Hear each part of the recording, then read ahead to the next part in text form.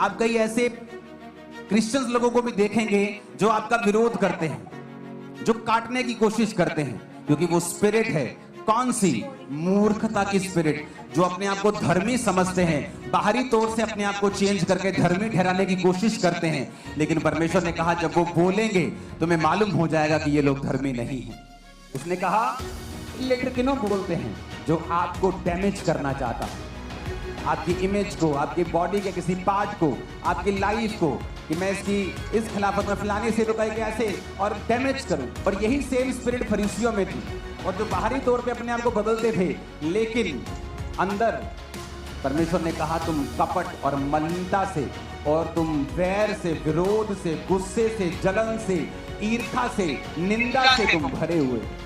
परमेश्वर ने कहा एक पेड़ को उसके फल से पहचानो, ना कि उनके बाहरी वातावरण से। आज मैं कुर्ता डाल के बैठा हूं, कल मैं यहाँ कोट पैंट डाल के आ जाऊंगा, परसों पैंट कमीज डाल के आ जाऊंगा, इससे मेरी धार्मिकता सिद्ध नहीं होती।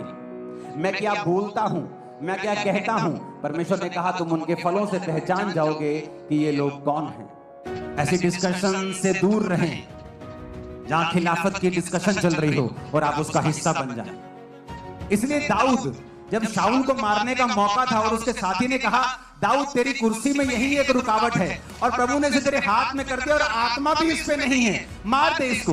दाऊद क्या कहता? कहता मैं यहोवा के अभिषिक्त पर तलवार क्यों चलाऊं?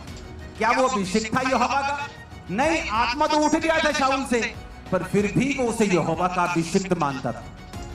और आज कितने ऐसे मूर्ख फरीसी हैं जिन्होंने बाहरी तौर पे तो अपने आप को बदल लिया, लेकिन आज वो गिरे हुए को तो तलवार मारना बुरी बात है। इमेजिन करो वो अच्छे भले खड़े को भी तलवार मार रहे हैं, सोचो परमेश्वर का क्या हाल करेगा। वो तो गिरे हुए को भी मारने नहीं देना चाहता। दाऊद कहता मैं इसको नहीं मारूंगा। अब दाऊद समझा सकता था अपने दिल को कि देख भाई तू वो यहोवा का अभिषिक्त है, यहोवा ने राजा होने के लिए तेरा मसा किया और ये गलत राजा कुर्सी पे बैठा है, अगर तू बैठेगा तो और अच्छे काम कर पाएगा, लोगों का भला होगा। वो 10 तरीके से अपने आप को समझा सकता था कि मैं इसको मारना नॉर्मलाइज कर सकता हूं, लीगलाइज कर सकता हूं, कुछ नहीं होगा, मैं दिल को समझा लूंगा। लेकिन फिर भी उसको मालूम था कि यहोवा के अभिषिक्त पर तलवार चलाने से मैं गुनहगार हो जाऊंगा। इसे बोलते हैं स्पिरिचुअल विजडम। 70 साल का दाऊद हुआ। बाइबल कहती थी वो इतने उसने युद्ध किए थे, इतना वो लास्ट टाइम के ऊपर इतना बूढ़ा हो गया था कि कपड़े उड़ाने पर भी गर्म नहीं होता था।